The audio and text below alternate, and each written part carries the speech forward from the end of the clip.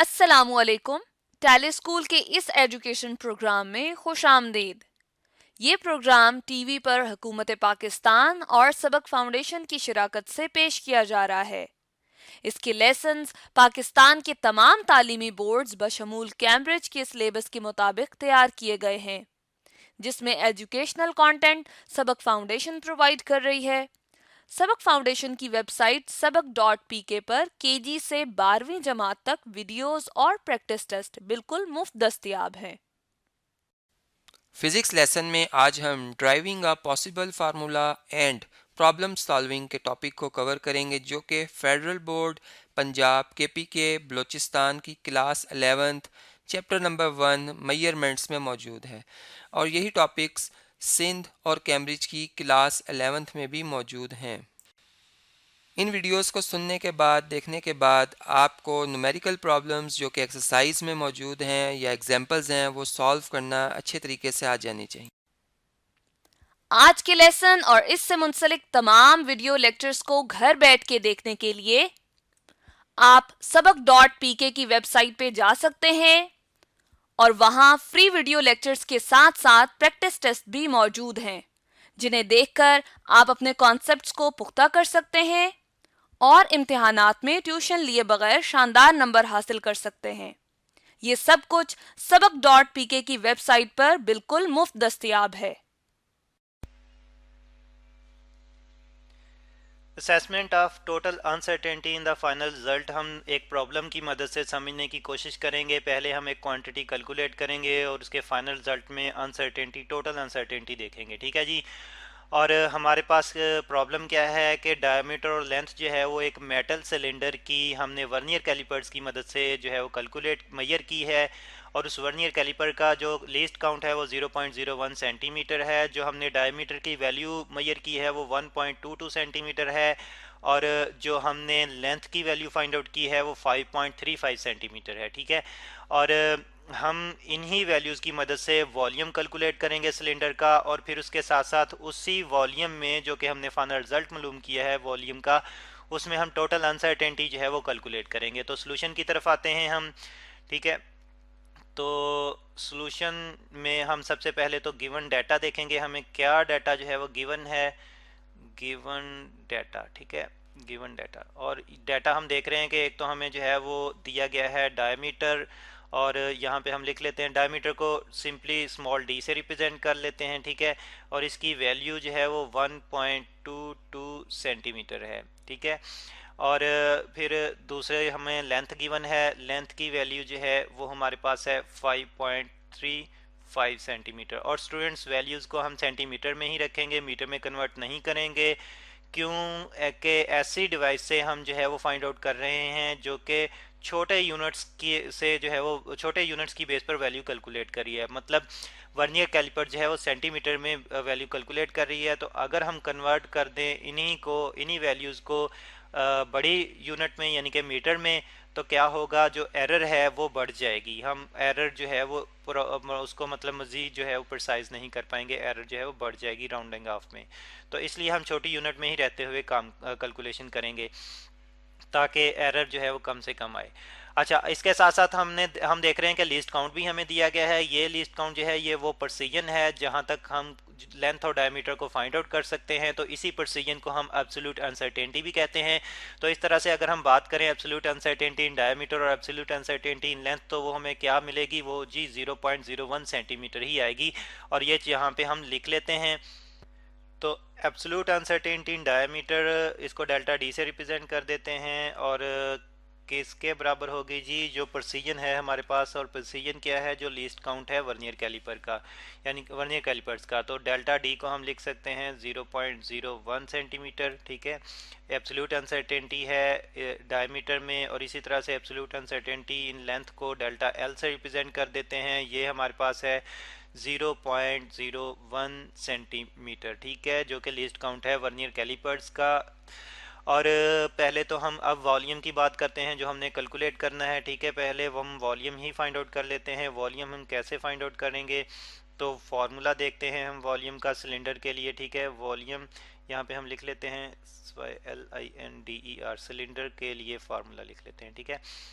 और v से represent कर देते हैं स्टूडेंट्स इसे, और हमारे पास ये होता है पाई आर स्केयर, यानी कि पहले तो हम क्रॉस सेक्शनल वॉल, जो क्रॉस सेक्शनल एरिया होता है सिलेंडर का, उसका फॉर्म एरिया फाइंड आउट कर लेते हैं, और उस एरिया को, क्रॉस सेक्शनल एरिया हम पाई आर स्केयर से फाइंड आउट करते हैं, और उस के एरिया को स्टूडेंट्स हम लेंथ ऑफ सिलेंडर से मल्टीप्लाई कर देते हैं, ठीक है। तो हमें उसका टोटल वॉल्यूम मिल जाता है। आर तो हमें यहाँ पे गिवन नहीं, हमें डायामीटर गिवन है।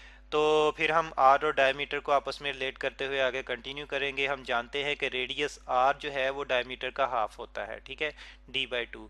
अब हमने आर के स्केयर की जगह पुट करना है, तो आर का स्केयर अगर हम लें तो d/2 का भी स्केयर लेंगे, तो इस तरह से ये क्वांटिटी हमारे पास आ जाएगी d² / 4। 2 का स्केयर क्या आ जाएगा 4, और आर स्केयर की जगह अब d²/4 हम वॉल्यूम के फार्मूले में पुट करें तो हमारे पास वॉल्यूम का फार्मूला बन जाएगा v is equal to pi into d²/4, ठीक है जी, d²/4 multiplied by L, length यानी कि।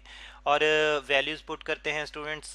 वैल्यूज़ हमारे पास क्या हैं, वैल्यूज़ हमारे पास डायमीटर और लेंथ की जो हैं, और v इज इक्वल टू हमारे पास पाई की वैल्यू हम अप्रॉक्सीमेटली जो 3.14 राउंड आउट करके पुट करते हैं, राउंड ऑफ करके, और वॉल्यूम की वैल्यू हमारे पास है 1.22 सेंटीमीटर, ठीक है। इसका हम स्केयर भी लेंगे यहाँ पे, और d/4, और लेंथ की वैल्यू भी मल्टीप्लाई करेंगे। 4 को हम ज़रा क्लियरली लिख लेते हैं इस फॉर्म में, ठीक है। लेंथ की वैल्यू से भी मल्टीप्लाई करेंगे जो कि हमारे पास है 5.35 सेंटीमीटर, ठीक है। तो जब हम कैलकुलेटर से कैलकुलेट करेंगे तो हमारे पास वैल्यूज़ आ जाएंगी यहाँ पे 6.2, ठीक है। राउंड ऑफ करके हमारे पास जो वैल्यूज़ आ जाएंगी वॉल्यूम के लिए 6.2 सेंटीमीटर क्यूबिक, ठीक है जी। वॉल्यूम के लिए यूनिट जो है वो क्यूबिक में आ जाएंगे। तो ये वॉल्यूम की वैल्यू आ गई। अब तो ये तो हमें, हमारे पास अभी जो है वो रिजल्ट मिला है हमें फाइनली क्वांटिटी का। हमने इसमें अनसर्टेनिटी भी देखनी है, टोटल अनसर्टेनिटी। तो इसके लिए सबसे पहले तो हम जो हमारे पास लेंथ और वॉल्यूम में एब्सोल्यूट अनसर्टेनिटीज़ हैं इनको कन्वर्ट करेंगे परसेंटेज अनसर्टेनिटी में। कैसे कन्वर्ट करेंगे, तो जो एब्सोल्यूट अनसर्टेनिटी है इसको डिवाइड करेंगे एक्चुअल वैल्यू पर और 100 से मल्टीप्लाई कर देंगे। तो यहाँ पे हम नीचे यही कैलकुलेशन कर लेते हैं, ठीक है जी। परसेंटेज अनसर्टेनिटी इन डायमीटर अगर हम फाइंड आउट करें d, तो वो हमारे पास है इसकी जो एब्सोल्यूट अनसर्टेनिटी यानी कि 0.01 सेंटीमीटर है, इसको डिवाइड करेंगे इसकी टोटल वैल्यू पर, और वो क्या है जी 1.22 सेंटीमीटर। और अगर मल्टीप्लाई कर दें इसको 100 से तो हमारे पास परसेंटेज में वैल्यू आ जाएगी। क्या आएगी जी, ये वैल्यू हमारे पास आ जाएगी वॉल्यूम के लिए, सॉरी डायमीटर के लिए जो वैल्यू आ जाएगी हमारे पास, वो हमारे पास आ जाएगी कैलकुलेटर से कैलकुलेट करते हुए 0.8%, 0.8%, ठीक है जी। तो और यहाँ पे लिख लेते हैं परसेंटेज डेल्टा डी, ठीक है, यानी कि परसेंटेज अनसर्टेनिटी इन डायमीटर। और इस तरह से अगर हम percentage uncertainty in length calculate करना चाहें वो भी यहाँ पे हम कैलकुलेट करते हैं, यहाँ पे प्रॉपरली मेंशन करते हुए डेल्टा एल। तो ये हमारे पास उसकी जितनी एब्सोल्यूट अनसर्टेनिटी है उसको हम डिवाइड करेंगे उसकी एक्चुअल वैल्यू पर, जो कि है हमारे पास 5.35 सेंटीमीटर, ठीक है। और मल्टीप्लाई करेंगे 100 से, तो परसेंटेज में हमारे पास वैल्यू आ जाएगी लेंथ के लिए कितनी आ जाएगी जी, ये कैलकुलेटर से फाइंड आउट करेंगे तो राउंड ऑफ करते हुए 0.2% आ जाएगी, ठीक है। तो परसेंटेज अनसर्टेनिटी हमने देख ली, जो बेसिक क्वांटिटीज़ हैं हमें दी गई उनमें। अब इन्हीं परसेंटेज अनसर्टेनिटीज़ की बेस से हम वॉल्यूम में अनसर्टेनिटी कैलकुलेट करेंगे। कैसे कैलकुलेट करेंगे, तो सबसे पहले हम वॉल्यूम का फार्मूले की बात करते हैं। तो आप देखें कि वॉल्यूम के फार्मूले में दोनों क्वांटिटीज़ आपस में मल्टीप्लाई हो रही हैं, डायमीटर भी और लेंथ भी।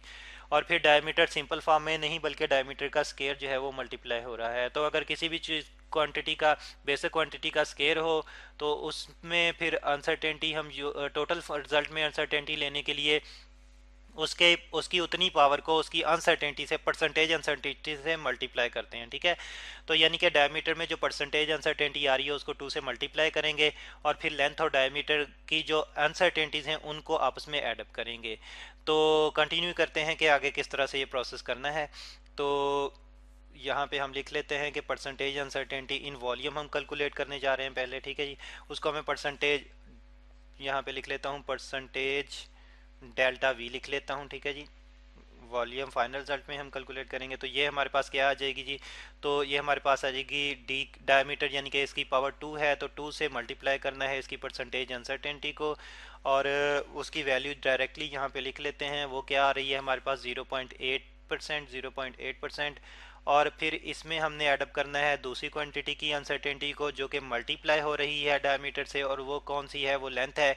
इसकी अनसर्टेनिटी 0.2 है परसेंट है, ठीक है। देखें दोनों क्वांटिटीज़ मल्टीप्लाई हो रही हैं तो दोनों की अनसर्टेनिटीज़ को हम आपस में ऐडअप करेंगे, लेकिन क्योंकि डायमीटर की पावर भी है तो जितनी पावर है उतनी से परसेंटेज डायमीटर की परसेंटेज अनसर्टेनिटी को मल्टीप्लाई भी करेंगे ऐडअप करते हुए, ठीक है। तो अब जब हम कैलकुलेट करते हैं, कैलकुलेटर से कैलकुलेट करते हैं तो हमारे पास यही वैल्यूज़ आ जाती हैं 1.8%, ठीक है। तो 1.8% अनसर्टेनिटी है वॉल्यूम की वैल्यू में। वॉल्यूम की वैल्यू क्या हमारे पास आई है 6.2 सेंटीमीटर क्यूब। तो इस वैल्यू में कितनी अनसर्टेनिटी है 1.8%, ठीक है। तो अब हम टोटल अनसर्टेनिटी फाइंड आउट करेंगे वॉल्यूम में। यहाँ पे हम लिख लेते हैं, ठीक है जी, यहाँ पे हम लिख लेते हैं total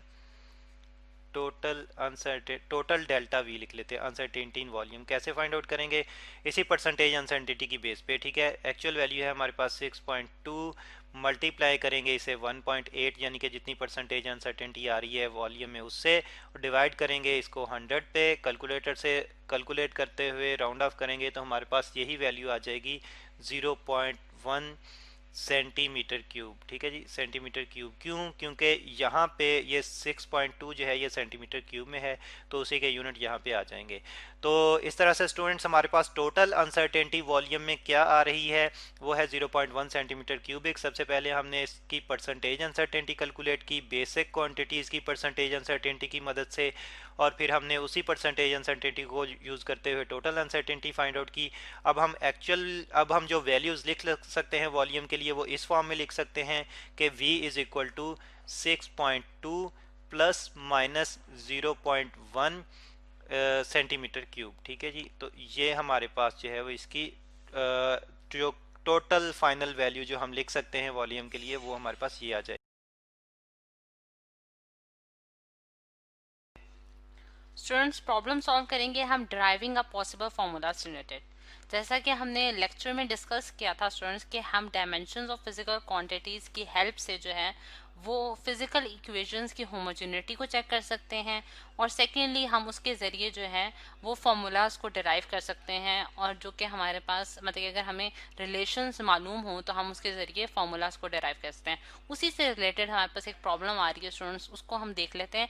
Suppose we are told that the acceleration of a particle moving in a circle of radius r with uniform speed v is proportional to some power of r, say r की power n, and some power of v, say v की power m, determines the power of r and v। हमने जो है power बतानी है कि n और m जो है उसकी क्या वैल्यू होगी जो कि हमारे पास r और v के ऊपर आ रही है रिस्पेक्टिवली। अच्छा, अब हमारे पास सिचुएशन कुछ इस तरह से है स्टूडेंट्स, उसको ड्रॉ करते हैं। सबसे पहले कि हमारे पास एक पार्टिकल है जो कि सर्कल में मूव कर रहा है, यानी कि उसकी मोशन जो है वो एक सर्कुलर मोशन है, और उसको मैं पार्टिकल को एक फिरोजी कलर से, ये हमारे पास स्टूडेंट्स एक पार्टिकल हो गया है। अब हम जानते हैं कि सर्कल में जो है वो एक पॉइंट के अराउंड जो है वो बॉडी जो है वो रिवॉल्व कर रही है, तो उसका जो रेडियस है यानी कि सरकमफ्रेंस से सेंटर ऑफ द सर्कल तक का जो रेडियस है वो हमारे पास r से डिनोट किया गया, और इस बॉडी की जो वेलोसिटी है जिसे हम v से डिनोट कर रहे हैं वो हमारे पास जो है ये मतलब कि ये जो v है ये हमारे पास उसकी वेलोसिटी को शो करेगा। अब अगर हम डाटा देखें स्टूडेंट्स, डाटा में अगर हम देखें स्टूडेंट्स तो हम ये देखते हैं कि हमारे पास सबसे पहले जो हमें चीज़ गिवन है वो ये गिवन है कि हमारे पास एक्सेलरेशन है एक पार्टिकल की जो कि डायरेक्टली रिलेटेड है रेडियस से, लेकिन r की पावर n यानी कि रेडियस की पावर n से, और एक और चीज़ जिसे वो रिलेट है वो वेलोसिटी है और उसकी पावर जो है m है, और हमने क्या फाइंड आउट करना है, n की वैल्यू फाइंड आउट करनी है और m की वैल्यू फाइंड आउट करनी है, ठीक। अच्छा, अब ये तो हमारे पास स्टूडेंट्स डाटा कंप्लीट हो जाता है यहाँ। अब इसको हम किस तरह से आगे प्रोसेस कैसे करेंगे, इस सोल्यूशन हम इसका कैसे निकालेंगे, तो उसके लिए हम डायमेंशंस का इस्तेमाल करते हैं, ठीक है। अगर हम देखें फिजिक्स में, यानी कि अगर हमें ये पता है कि a जो है वो डायरेक्टली प्रोपोर्शनल टू r की पावर n है, और सेकेंडली वो जो है वो v की पावर m से भी डायरेक्टली प्रोपोर्शन है, तो प्रोपोर्शनैलिटी को जो है वो मैं इक्वालिटी में कैसे चेंज कर सकती हूँ कि अगर मैं उसके साथ एक कांस्टेंट को जो है वो मल्टीप्लाई कर दूँ, constant R N into V M, यानी कि मैंने प्रोपोर्शनैलिटी को इक्वालिटी से तब्दील कर दिया है। अब अगर हम देखें कि अगर मैं डायमेंशंस निकालूं तो मुझे किस तरह से निकालनी है, कि सबसे पहले मुझे a की डायमेंशंस लिखनी है, फिर मुझे कांस्टेंट तो स्टूडेंट्स हमारे पास एज इट इज़ आ जाएगा, और आर की डायमेंशंस लिखनी है और उसकी पावर जो है वो हमारे पास m है, और फिर मुझे v की डायमेंशंस लिखनी है और उसकी पावर हमारे पास m है। अब हम वन बाय वन इनकी वैल्यूज़ को इनपुट करेंगे।